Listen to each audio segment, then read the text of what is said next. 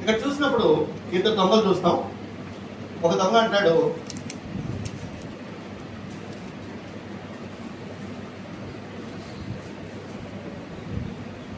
లూకాసు వార్త 24వ అధ్యాయము 39వ వచనం చదువుతామండి.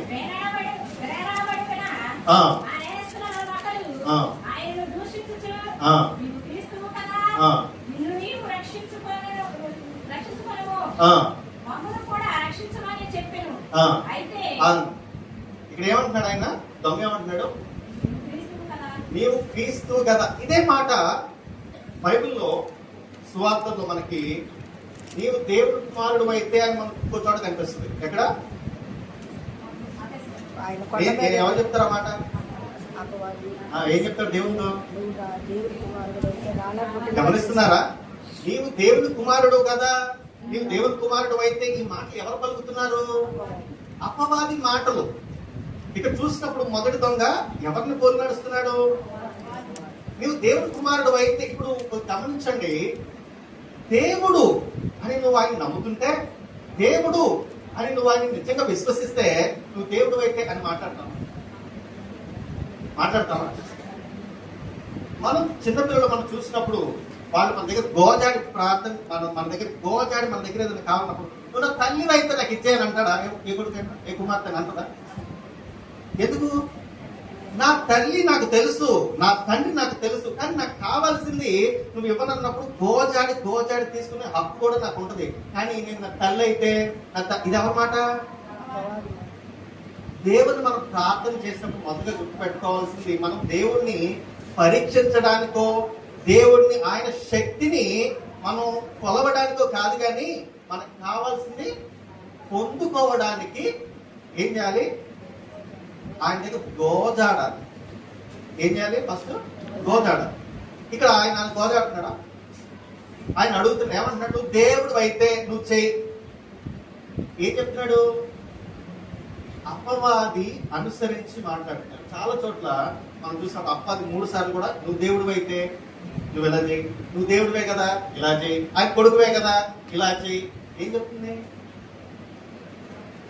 దేవుణ్ణి విశ్వసించని ప్రవర్తన. అందుకే అంటాడు, విశ్వాసం లేకపోతే దేవునికి ఇష్టమైనట అసాధ్యం. అసలు నువ్వు దేవునికి ఇష్టమే లేనప్పుడు దేవుడు నీకు ఎందుకు చేస్తాడు? దేవుడికి నువ్వు ఇష్టంగా ఉంటే కదా నీకు దేవుడు కార్యం చేయడానికి, ఆయన అనుగ్రహించడానికి, ఆయన రాజ్యం నేను చేర్చుకోవడానికి.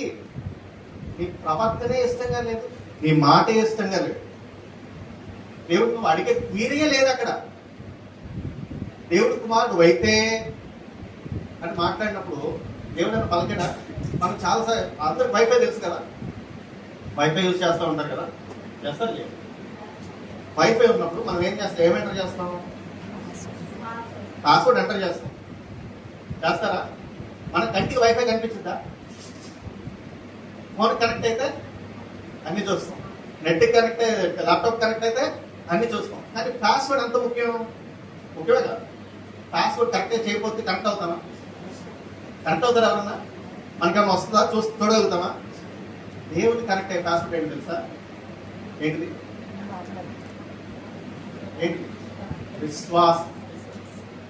విశ్వాసం లేక ఆయనకి ఇష్టలై ఉండలేము, ఆయన కార్యాలు చూడలేము. అందుకే అంటాడు హెబ్రీయులకు రాసిన పత్రికలో, విశ్వాసం అన్నది నిరీక్షించబడు వాటి యొక్క నిజస్వరూపమును అవి ఉన్నవనుటకు అదృశ్యమై ఉండడానికి రుజువు అని ఉంటుందంట. మన కంటికి కనిపించదు వైఫై, కానీ మనం ఒకసారి కనెక్ట్ అయ్యామనుకో అప్పుడు చూడొచ్చు. దేవుని కార్యాలు మనం చూడాలి అంటే, దేవుని రాజ్యంలో మనం చేరాలి, మొట్టమొదటి కావాల్సింది ఏంటి? విశ్వాసం. మొదటి దానికి ఉందా? మనం కరెక్ట్ పాస్వర్డ్ కొట్టకపోతే వైఫై కనెక్ట్ అవుతామా? దేవుడికి అతను కనెక్ట్ అయ్యాడా? అసలు రెస్పాండ్ అవ్వదు. మనం తప్పు పాస్వర్డ్ కొట్టని సార్లు వైఫై మనం కనెక్ట్ అయితే అసలు రెస్పాండ్ అవ్వదు. అలాగే వైఫై లేనట్ట మనం కనెక్ట్ అవ్వలేదు కాబట్టి వైఫై లేనట్టు కాదు, కానీ మనం కనెక్ట్ అవ్వలేదు అంటే మనకి రైట్ పాస్వర్డ్ తెలీదు. నీకు రైట్ పాస్వర్డ్ తెలియాలి అంటే నీకు రైట్ పాస్వర్డ్ యూజ్ చేస్తే కనెక్ట్ అవుతావు. మొదటి దొంగ రైట్ పాస్వర్డ్ యూజ్ చేయాలి. రైట్ పాస్వర్డ్ ఏంటంటే బిలీవ్. నువ్వు ఎప్పుడైతే పాస్వర్డ్ BELIEF అని నీ హృదయంలో టైప్ చేసుకుంటావో, దేవుని నమ్ముతావో, దేవుని కార్యాలు నమ్ముతావో, ఆయన నిజముగా దేవుని కుమారుడని విశ్వసిస్తావో, అందుకే అంటాడు ఆయన లోకం ఎంతో కాగా కుమారుని యందు విశ్వాసం ఉంచి అంగీకరించి వారు ప్రతి ఒక్కరు కూడా ఏం చేస్తారంట? విశ్వసించాడా? అర్థమవుతుందా? మొదటి దొంగ ఎందుకు మనకి అన్ని రక్షణ పొందలేదు? అర్థమవుతుందా? ఏం చేయలేదు? పాస్వర్డ్ రైట్ ఇవ్వలేదు ఆయన. Wrong password. రాంగ్ పాస్వర్డ్ మన జీవితాల్లో చాలా మనం కోల్పోయేటట్టు చేస్తుంది. మనం దేవుణ్ణి పరీక్షించే వారిగా ఉండకూడదు. ఎన్నిసార్లు నువ్వు నీ చేస్తే నేను చేస్తా కదా, నువ్వు చేయి నేను నా జీవితంలో, అప్పుడు నేను చేస్తా. Wrong password. కరెక్ట్ అవ్వు, కార్యం జరగదు. ప్రభా నువ్వు చేస్తే నేను చేస్తా. Wrong password. దేవుడికి నువ్వు పరీక్ష పెట్టేవాడి కాదు, మనకంతా ఇది లేదు. రాంగ్ పాస్వర్డ్ మనకి సెట్ అవ్వదు. విశ్వసించడం అనే రైట్ పాస్వర్డ్ మనం ఎప్పుడైతే చేస్తామో, ఆయన ఎందు మనం నమ్మిక ఉంచి ఇది నాకు దేవుడు చేస్తాడు అని ఎప్పుడైతే మనం విశ్వాసం అనే రైట్ పాస్వర్డ్ యూజ్ చేస్తామో, ఆటోమేటిక్ గా దేవుడు కనెక్ట్ అవుతాం. ఆయన కార్యాలు అన్నింటిగా చూస్తూనే ఉంటాం. చూస్తాం చూడ. దొంగ చూశాడు రెండో దొంగ.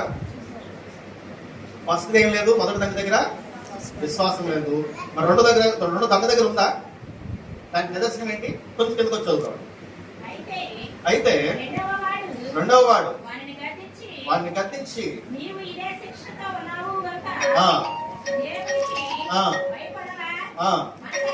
మనకైతే ఇది న్యాయమే,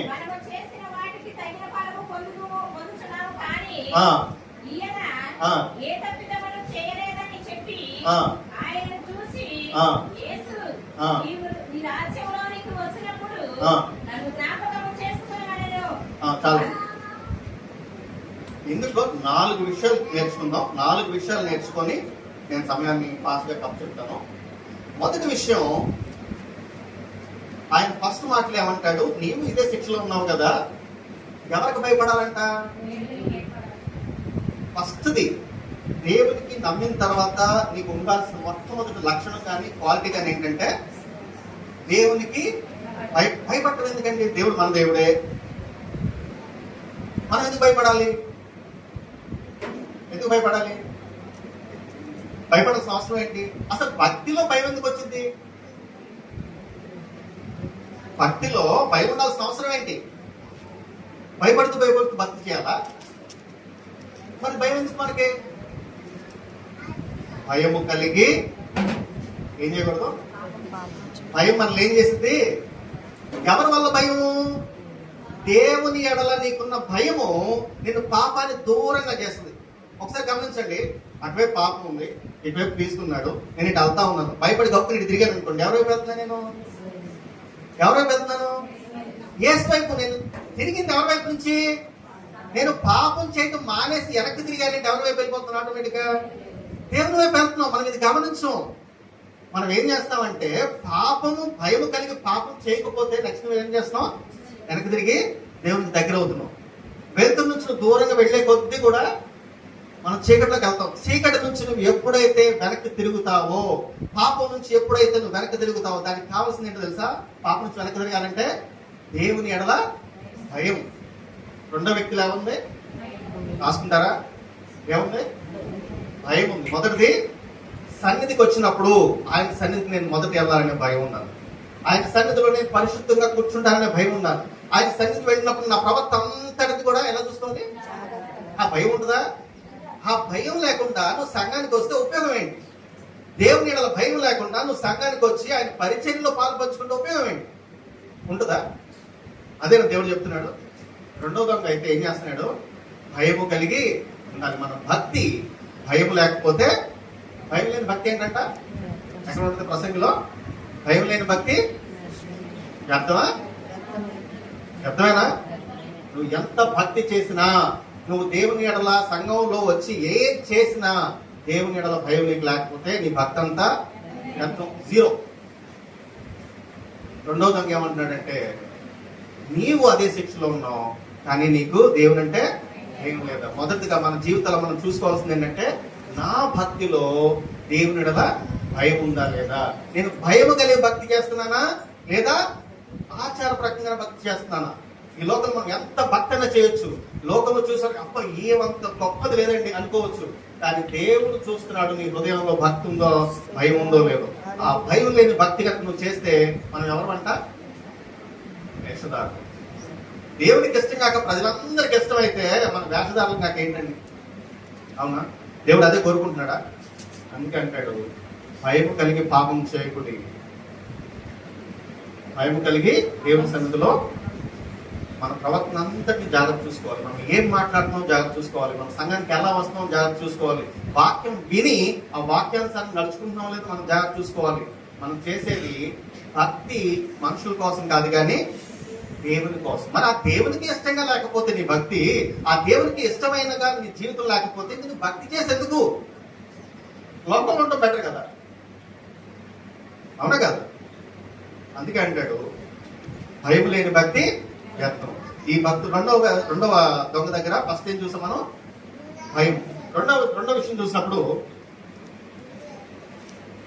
మనకైతే ఇది న్యాయమే, మనం చేసిన వాటికి తగిన ఫలమే పొందుచున్నాము. ఏమంటాడంట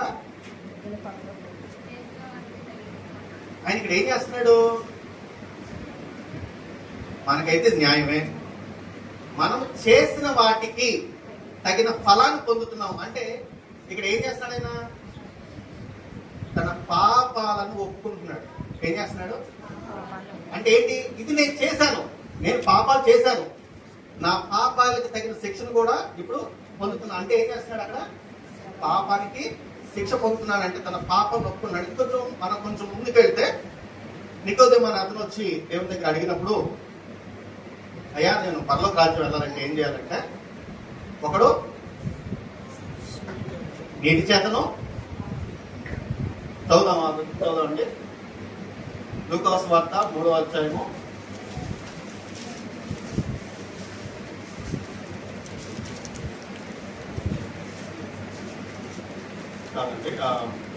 'యోహాను సువార్త 3వ అధ్యాయము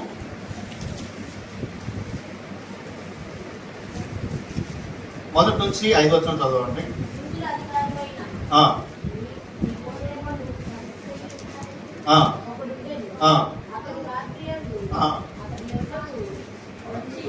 ఆయన యొద్దకు వచ్చి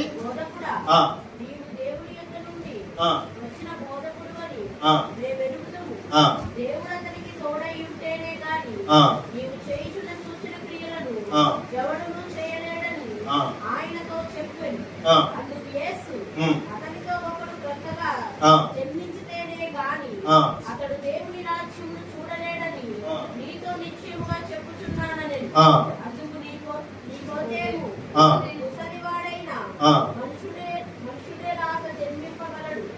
రెండవ వారు తల్లి గర్భమందు ప్రవేశించి జన్మింపగలవాడా ఆయనను అడుగగా ఏం చేస్తాడు? ఒకటి కొత్తగా ఏం చేయాలంట? కొత్తగా జన్మించాలంట. కొత్తగా జన్మించడం అంటే ఏంటి? అప్పుడు అంటాడు అసలు మళ్ళీ తల్లిగర్భంకి వెళ్ళి జన్మించడం వస్తుందా అంటే, దేవుడు ఎక్స్ప్లెయిన్ చేస్తే ఏమంటాడంటే, ఆత్మ మూలంగా పుట్టినది ఆత్మ, శరీరం మూలంగా శరీరం. కానీ మనం ఏం చేయాలి? దేవుని మూలంగా ఆత్మ మూలంగా జన్మించాలి. అంటే ఈ లోకానుసారంగా మనం చూసినప్పుడు యేసుక్రీస్తు కూడా బాప్తిస్మం తీసుకున్నాడు, ఆయన పరిశుద్ధాత్మను పొందుకున్నాడు, ఆయనతో జీవించాడు. మరి దొంగ బాప్తిస్మం తీసుకున్నాడా? అని బాప్తిస్మం తీసుకుని పర్లోక రాజ్యం వెళ్తాడు, వెళ్ళకూడదు కదా? ఏమైనా ఎక్సెప్షన్ ఇస్తాడా దేవుడు? ఇస్తాడా? దేవుడు మనం చాలా మంచి కార్యాలు చేస్తాం, అయ్యా ఒక్కటే కదా ఎక్సెప్షన్స్ ఏమంటే ఇస్తాడు దేవుడు? 0 ఎక్సెప్షన్స్. దేవుని వాక్యానుసారంగా ఎవరికి ఎక్సెప్షన్ అనేది ఉండదు. వాక్యంలో ఏది రాయబడి ఉంటే అదే జరుగుతుంది. వాక్యం మార్చగలమా? మరి దొంగ ఎలా పర్లోకం వెళ్ళాడు? యేసుక్రీస్తు బాప్తిస్మం తీసుకున్నాడు, మరి దొంగ ఎలా బాప్తిస్మం తీసుకోకుండా వెళ్ళాడు? అంటే ఎక్సెప్షన్ కాదు కదా, ప్రతి ఒక్కరికి అదే రూల్ ఫాలో అవ్వాలి కదా, మరి ఎలా వెళ్ళాడు? అందుకే మనం ఇప్పుడు వస్తే లూకా సువార్తలో చూద్దామండి.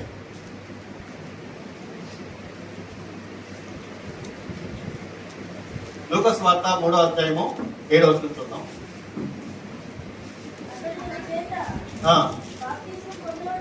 ఆ, జనసమూహములను చూచి, ఆ, సర్పసంతానమా, ఆ, రాబో ఉగ్రతను తప్పించుకొనుటకు ఆ, నీకు బుద్ధి చెప్పిన వాడెవడు? చాలండి. ఇంకొంచెం చదవం. మార్గదర్శనకు తగిన ఫలములు ఆ. ఫలించుడి. చాలండి. ఇక్కడ మనం చూసినప్పుడు అక్కడ యోహాన్ బాప్తిసం తీసుకున్నప్పుడు కొంతమంది మళ్ళీ అంటే యూదుల్లోనే చాలా మంది బాప్తిసం తీసుకుంటారు, పరిసయ్యులు వీళ్ళందరూ వస్తుంటారు. వాళ్ళు చూసి ఏమంటారంటే, సర్ప సంతానమా, రాబో ఉగ్రతను తప్పించుకుంటానికి మీకు బుద్ధి చెప్పిన వాడెవడు అని పిలుస్తారు. వాళ్ళు ఎందుకు వచ్చారు అక్కడికి? వాళ్ళు యోహాన్ దగ్గరికి ఎందుకు వచ్చారు? చదవండి మమ్మల్ని ఒకసారి చదవండి. ఎందుకు వచ్చారు అండి? ఎందుకు వచ్చారు? బాప్తిసం తీసుకుంటాకు వచ్చారు. అంటే వాళ్ళు కూడా మారు మనసు వస్తుంది, మారు మనసు వచ్చిందని వచ్చారు. బాప్తిసం తీసుకున్న వాళ్ళకి ఏమంటున్నాడు ఆయన? వాళ్ళు వచ్చిన తర్వాత ఎలాంటి క్రియలు కలిగి ఉంటారంట? మారు మనసు బాప్తిసం తీసుకుంటే నీకేం రావాలి? బేసిక్ గా మారు మనసు. బాప్తిసం అనేది శరీరానుసారంగా నువ్వు చేసే ఒక ప్రక్రియ. ఏసయ్యా, నా మనస్సుని నీకు అప్పు చేస్తున్నాను, నా జీవితాన్ని, నా పాత జీవితాన్ని వదిలేస్తున్నాను, నా కొత్త జీవితాన్ని నీకు అప్పు చెప్తున్నాను. నా పాత జీవితాన్ని ఈ లోకంలో వదిలేసి కొత్త జీవితాన్ని ఆత్మానుసారంగా నువ్వు కట్టు అని చెప్పి దేవుడికి నువ్వు సమర్పణ చేసుకుని వెళ్తున్నావు. వెళ్ళినప్పుడు ఈ దొంగ కూడా ఏం చేస్తున్నాడు? తన పాపాలు ఏం చేశాడు? ఒప్పుకున్నాడు.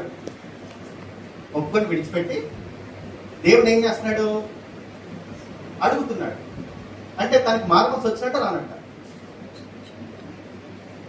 అంటే బాప్తిసం తీసుకొని నువ్వు ఏదైతే మారు మనసుకు తగిన క్రియలు నువ్వు ఫలించాలో అదే విషయాన్ని దొంగ శిలువ మీద ఏం చేస్తున్నాడు? తన మారు మనసుని దేవుడికి ప్రకటిస్తున్నాడు. అయ్యా, నేను దొంగనే, నేను చేసింది పాపమే, ఆ పాపాన్ని తగిన ఫలాన్ని కూడా నేను పొందుతున్నాను అంటే ఏం చేశాడు? తన పాపాలను ఒప్పుకున్నాడు, వాటిని విడిచిపెడుతున్నాడు. అందుకే సాంతుల్లో పాపములను ఒప్పుకొని విడిచిపెట్టువాడు క్షమించబడు, దాచిపెట్టువాడు భక్తులు. ఇక్కడ ఏం చేశాడు? ఇతను ఒప్పుకున్నాడు, విడిచిపెడుతున్నాడు, దేవుని అడుగుతున్నాడు. రెండోది ఏంటిది? నీ పాపాలని ఒప్పుకోవాలి, దేవుని సన్నిధిలో విడిచిపెట్టాలి. ఈ దొంగ చేశాడా? మారు మనసు పొందాడా? మారు మనసు ఉందా తనకి? ఉందా లేదా? అంటే మూడో విషయం ఏంటంటే, దొంగకి మారు మనసు అనగా దేవునికి అక్కడ చూసినప్పుడు బాప్తిసం పొందినట్టు లెక్క. అవునా? తర్వాత నాలుగో విషయం చూస్తే మనం కొంచెం కింద చదవం. అది అబ్రహాము మాకు తండ్రి అని అక్కడ కాదు, లోకస్ వార్త. మనము చేసిన వాటికి తగిన ఫలము పొందుతున్నాము కానీ ఈయన ఏ తప్పిదములు చేయలేదని చెప్పి ఆయనను చూసి యేసు, నీవు నీ రాజ్యంలోనికి వచ్చినప్పుడు నన్ను జ్ఞాపకము చేసుకున్నాను. చాలు. ఇక్కడ మళ్ళీ ఒకసారి మొదటి దొంగకి రెండో దొంగకి వ్యత్యాసం చూద్దాం. మొదటి దొంగ ఏమంటున్నాడు? నిన్ను నువ్వు రక్షించుకొని నన్ను కూడా రక్షించు. ఆయన అడిగే రక్షణ దేనికి సంబంధించింది? శిలువ నుండి లోకానుసారంగా శరీరానుసారమైన రక్షణ అడుగుతున్నాడు. మొదటి దొంగ శరీరానుసారమైన రక్షణ అడుగుతున్నాడు, కానీ రెండో దొంగ ఏమడుగుతున్నాడు? రాజ్యంలో చేర్చుకున్నాడు. గమనించారా? తనకి మారు మనస్సు ఉంది అని మనకి నిర్ధారణ. ఆయన శరీరానుసారమైన కోరిక కోరట్లేదు.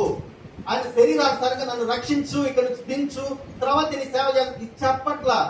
అయ్యా, నేను చేసిన తప్పే, నేను చేసింది పాపమే, ఆ పాపానికి తగిన శిక్షణ కూడా నేను పొందుకుంటున్నాను, ఈ లోకంలో నాకు ఇది ఓకే, కానీ నీ రాజ్యానికి వచ్చినప్పుడు నన్ను జ్ఞాపకం చేసుకో, నాకు ఈ లోకంలో అక్కర్లా.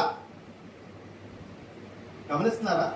దొంగ మారు మనసు పొంది అంటే మారు మనసు పొందకపోతే మనకి గుర్తేంటంటే లోకానుసారమైన ఆశలు, లోకానుసారమైన క్రియలు, లోకానుసారమైన కోరికలు కోరుతాడు. కానీ దొంగ మారు మనసు పొందే చెప్పడానికి నిదర్శనం ఏంటంటే, ఆయన లోకానుసారంగా అడగట్లేదు, కానీ ఆత్మానుసారంగా ఆయన రాజ్యానుసారంగా అడుగుతున్నాడు. ఏమడుగుతున్నాడు? నీకు రాజ్యంలో నన్ను చేర్చుకో. అది ఆత్మ సంబంధమైన కోరిక, శరీర సంబంధమైన కోరిక. దొంగ మారు మనసు ఉందా లేదా? మనకుందా? మనం బాప్తిసం తీసుకున్నాం, సంఘంలో చేర్చబడ్డాం. మారు మనసుకు తగ్గేలు మన జీవితాల్లో ఉన్నాయా? మన జీవితాల్లో మనకి ప్రతిసారి మారు మనసు వచ్చింది. ఇప్పుడు చర్చిలోకి వస్తే ఒక సేవకులు చెప్తారు, చర్చిలోకి వచ్చినప్పుడు ఒక మారు మనసు, చర్చి బయటకు వెళ్ళిపోతే మళ్ళీ మారు మనసు. అంతే మన జీవితాల్లో దేవునికి ఇష్టమైన మనస్సు ఆత్మానుసారమైన విషయాలు మాత్రమే వెతుకుతుంది. మారు మనస్సు అంటే ఈ లోకానుసారంగా ప్రతిదీ విడిచిపెట్టి ఈ లోకానుసారమైన విషయాలను మనసును తీసేసి ఆత్మానుసారంగా మనం జీవిస్తామో, ఎప్పుడైతే ఆత్మానుసారమైన విషయాల యందు మనం ఫోకస్ గా ఉంటామో అప్పుడు మాత్రమే మనకు మారు మనసు ఉన్నట్టు లెక్క. దేవుడు తెలీదా మనకు ఉందో లేదో? తెలుసలేదు తెలుసలేదు కానీ మనం అనుకుంటాం నేను రోజు సంఘానికి వెళ్తున్నాం కదా, రోజు చర్చికి వెళ్తున్నాం కదా, అందరికంటే ఫస్ట్ వెళ్ళి చేపలు మొత్తం చర్చ్ అంతా వచ్చేసి చేపలు వేసి చేసేది లేదు అని మనం అనుకుంటాం. ఇది కాదు దేవుడు చూసేది. నీ ప్రవర్తనను బట్టి నువ్వు రక్షణ పొందవు కానీ, దేవుని పరలోకం సాధించారో కానీ, నీ విశ్వాసతను కాపాడుకోవడం బట్టి, నీ నీతిని కాపాడుకోవడం బట్టి, ఆయన నీకు ఇచ్చిన రక్షణను కాపాడుకోవడం బట్టియే అక్కడికి వెళ్తాం. ఈ లోకంలో 100 మంది చూసి నీకు సర్టిఫికెట్ అవ్వచ్చు కానీ దేవుడు ఇచ్చిన సర్టిఫికెటే ఫైనల్. ఆయన చూసి నీవు నాకు నమ్మకంగా ఉన్నావు, నీవు నా దృష్టిలో కరెక్ట్ గా ఉన్నావు, నీవు నాకు ఇష్టంగా ఉన్నావని దేవుడు ఇచ్చే సర్టిఫికెటే పరలోక రాజ్యం చేయొచ్చు. ఈ లోకానుసారంగా నువ్వు ఎన్నైనా చేయొచ్చు, ఎంత గొప్ప పనులైనా చేయొచ్చు, ఎంతమంది దాన ధర్మాలైనా చేయొచ్చు, ఎన్ని గుళ్ళైనా కట్టించవచ్చు, ఈ లోకంలో చూస్తాకి ఎంత గొప్ప ప్రార్థన చేయొచ్చు, ఎంత భక్తుడిగా మనం ఉండొచ్చు. కానీ దేవుని దృష్టిలో మనం ఎలా ఉన్నాం?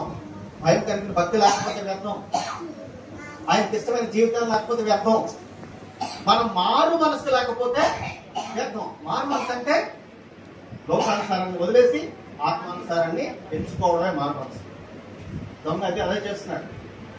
ఈ లోకానుసారం పాపలు ఒప్పుకున్నాడు, వాటిని విడిచిపెట్టాడు, మారు మనసు తగిన కోరిక కోరుతున్నాడు. అయ్యా నీ రాజ్యంతో వచ్చినప్పుడు నన్ను జ్ఞాపకం చేసి. 4వ విషయం చూస్తే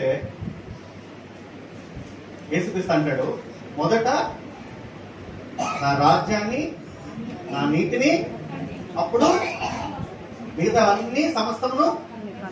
దొంగేవాడిగాడండి, దొంగేవాడిగాడు ఆయన రాజ్యాన్నే కదా.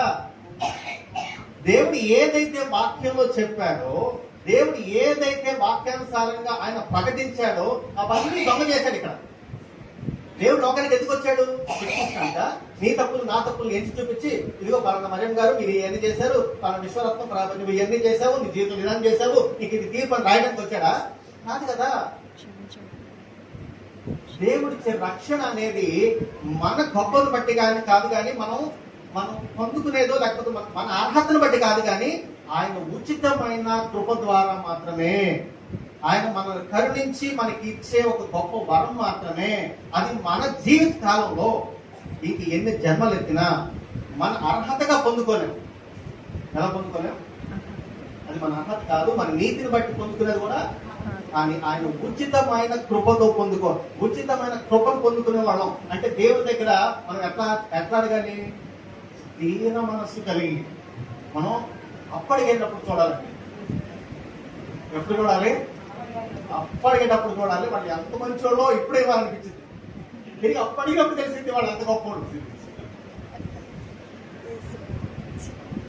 ఈ లోకంలో 100 రూపాయలు అప్పడటానికి, 1,00,000 రూపాయలు అప్పడటానికి అంటున్నావే, నీ జీవితంలో నువ్వు పొందుకోలేనిది, ఈ జీవితంలో నీకు అసలు దొరకనిది, దేవుడిచ్చే రక్షణ, శాశ్వత జీవం ఇచ్చే దేవుడి దగ్గర నువ్వు ఎట్లా ఉండాలి? మనం ఎట్లా ఉండాలి? దేవుని మనసు కలిగి పాటాడచ్చు. దేవుని దగ్గర ప్రార్థన చేస్తావా? దొంగ అయితే అదే చేస్తా. దేవుని మనసు కలిగి, అయ్యా ఇదంతా ఓకే, నేను తప్పే, నన్ను క్షమించు, మీ రాజ్యం వచ్చినప్పుడు నన్ను జ్ఞాపకం చేసుకో అని మాత్రమే. ఎంత ఒబీడియంట్ గా అడుగుతున్నాడండి. నన్ను ఒకసారి జ్ఞాపకం చేసుకో. నాకు ఇబ్బంది కూడా అడగట్లేదు, ఎందుకంటే అతని దృష్టిలో దానికి నేను అర్హుల్లో కాదో నాకు తెలియదు, నేను దొంగను కదా. అంటే తను ఎంత పశ్చాత్తాపం ఉంది, ఎంత పశ్చాత్తాపం ఉంటే నాకు ఇది ఇవ్వు అని కూడా అడగకుండా, అయ్యా నన్ను ఒక్కసారి జ్ఞాపకం చేసుకో, మీ రాజ్యంలో నన్ను ఒక్కసారి జ్ఞాపకం. అంత దీన మనస్సు, అంత మారు మనస్సు, అంత భయం కలిగిన భక్తి మన జీవితంలో ఉన్నాయండి. మనం ఏం చేస్తామంటే ఈ లోకానుసారంగా చూసినప్పుడు దీనికి అన్నిటికీ రివర్స్ చేస్తా ఉంటాం. ఫస్ట్ దొంగ చేస్తున్నట్టు చేయమంటే మన అందరం ఫస్ట్ ఉంటాం. అలాగే చెప్పారు, మన శ్రమలో మనం ఏం చూస్తామంటే చాలా సార్లు సంఘాల్లో పాస్టర్ గారు అన్ని కష్టాలు పడుతున్నారు కదా, మరి పాస్టర్ గారు అన్ని కష్టాలు పెట్టినప్పుడు ఆయన ఇంకెంత మనకేమొచ్చింది? యేసుక్రీస్తు శిలువలో ఉన్నాడు కదా, నిన్ను నువ్వు రక్షించుకో ఫస్ట్, తర్వాత నన్ను రక్షించు. ఫస్ట్ మనం చేసేది అదే. మన జీవితాల్లో కార్యాలు చేసేది, రక్షణ ఇచ్చేది పాస్టర్ గారు కాదు. ఎవరిస్తారు? దేవుడు ఇస్తాడు. అది దేవుడి నుంచి వచ్చేది. నువ్వు చూడాల్సిన పాస్టర్ గారిని కాదు, సంఘంలో నీ పక్కన కాదు. ఎవరు చూడాలి? దేవుడి వైపు చూడాలి. పాస్టర్ గారికి శ్రమలు ఉన్నాయి, సంఘంలో పక్కన శ్రమలు ఉన్నాయి, అంత ప్రార్థన చేసిన శ్రమలు ఉన్నాయి అంటే అది దేవుడు వాళ్ళకిచ్చిన విధానాన్ని బట్టి, దేవుడు వాళ్ళని మార్చుకునే విధానాన్ని బట్టి, వాళ్ళకిచ్చే శ్రమలు దేవుడికి ఇష్టంగా ఉంటే దేవుడు వాళ్ళకిచ్చేది వాళ్ళు చూసుకుంటారు. నువ్వు చూడాల్సిన ఎవరి వైపు? దేవుడి వైపు. చర్చకు వచ్చినప్పుడు మనం చూడాల్సిన ఎవరి వైపు? దేవుడి వైపు. నువ్వు లోకానుసారంగా ఈ సర్కమ్స్టాన్సెస్ లేకపోతే మన చుట్టూ ఉన్న పరిస్థితులు చూసామనుకో, మనకి దేవుడు సిలువలో పడుతున్న శ్రమలు మాత్రమే కనిపిస్తాయి. కానీ నువ్వు ఎప్పుడైతే ఆత్మానుసారంగా ఆత్మతో చూస్తే దేవుడు ఇచ్చే రక్షణ కనిపిస్తుంది. ఏం కనిపిస్తుంది? మొదటి దంగకి దేవుడు పడుతున్న శ్రమలు కనిపించింది. నువ్వు శ్రమ పడుతున్నావు, ఈ సిలువలో ఉన్నావు, నువ్వు ఎక్కడున్నావు. కానీ రెండో దంగకి ఏం కనిపించింది? దేవుడి రాజ్యం కనిపించింది. నీకేం కనిపిస్తుంది ఈ రోజున? నీ సంఘంలో నీ పక్కలు కనిపిస్తుంటే, నీ సంఘంలో నీ సేవలు పడే శ్రమలు కనిపిస్తుంటే, నీ పక్కలో సంఘం పెద్దగా ఉంది కదా, అక్కడికి వెళ్తానని సంఘం కనిపిస్తుంటే నీవు ఆత్మానుసారంగా లేవు. గుర్తుపెట్టుకో. ఎలా ఉన్నావు? శరీరానుసారంగా. దేవుని శ్రమలు మాత్రమే నువ్వు చూస్తే, దేవుడు అక్కడ సిలువలో ఆయనే రక్తం కారుస్తున్నాడు కదా, నిన్ను రక్షించుకో అనే స్థితిలోనే ఉంటే నీకు రక్షణ దొరుకుతుందా? దేవుడు ఇచ్చే రక్షణను నువ్వు చూడగలిగితే, ఆయన పరిస్థితిని కాకుండా దాన్ని మించి నువ్వు చూడగలిగితే, ఆయన రక్షణ ఇస్తాడో నమ్మగలిగితే, ఆయన ద్వారా మాత్రమే రక్షణ నమ్మగలిగితే, దేవుడు ఇమ్మీడియట్ గా నీకు రక్షణ ఇచ్చే దేవుడు ఆయనకి. అంతే కదా, చిటికలో అయిపోయింది. నువ్వు నేను నాతో కూడా ఎక్కడుంటావు? ఇంత సింపుల్. ఈ 4 విషయాలు చేస్తే అంతే సింపుల్. మొదటి విషయం ఏంటి? మొదటి విషయం ఏంటి? భయము కలిగిన భక్తి. రెండోది మారు మనస్సు. అంటే మారు మనస్సు పొందాలంటే పాప క్షమాపణ, పాపం ఒప్పుకోవాలి, విడిచిపెట్టాలి, మారు మనస్సు పొందాలి. మూడోది మారు మనసుకు తగిన జీవితం. నాలుగవది దేవుని రాజ్యాన్ని. మారు మనసు తగిన జీవితం అంటే దేవుని రాజ్యాన్ని. ఈ 4 విషయాలు మన జీవితంలో మనం ఎప్పుడైతే చేస్తామో ఆ దొంగకే కాదండి, మనకు కూడా దేవుడు పక్కలో ప్రార్థించే దేవుడు. చాలాసార్లు మనం ఏం చేస్తామంటే, చాలాసార్లు రాంగ్ పాస్వర్డ్ టైప్ చేస్తూ ఉంటాం. అయ్యా నువ్వు ఇచ్చేయి, అది చూస్తా. నువ్వు నిజంగా దేవుడు అంటున్నారు. మా నాన్నగారు పాస్టర్ గారు, మా అమ్మగారు మంచి పాస్టర్ గారు, మా అమ్మ బాగా ప్రార్థన చేసింది, నాకు ఇచ్చేయి. ఒకవేళ నేను అనుకుంటే నా జీవితం కారణం దొరుకుతుందా? వాళ్ళ రక్షణ బట్టి నాకు రక్షణ వచ్చిందా? రక్షణ అనేది ఎవరికి వాళ్ళు పొందుకోవాల్సింది. అందుకే దేవుడు ఇద్దరు దొంగల్లో నువ్వు ఏ దొంగ ఉన్నావు, ఎవరికి ఫోన్ నడుచుకుంటున్నావు, ఈ 4 విషయాలు నీలో ఉన్నాయా లేదని అడుగుతున్నాడు. ఒకసారి జ్ఞాపకం చేసుకుందాం. ఈ 4 విషయాలు: భయం కలిగిన భక్తి, మారు మనస్సు, పాపక్షమాపణ, మారు మనసుకు తగిన జీవితం, దేవుని రాజ్యాన్ని వెతకటం. ఇవన్నీ మనలో ఉంటే ఖచ్చితంగా దేవుడు మనకి నీవు నాతో కూడా నేను పరదేశంలో ఉందామని దేవుడు చెప్పడానికి మన కోసం ఎదురు చూస్తూ ఉంటాడు. దేవుడికి అవకాశం ఇద్దాం, పరలోక రాజ్యాలు అందరం కలుసుకుందాం.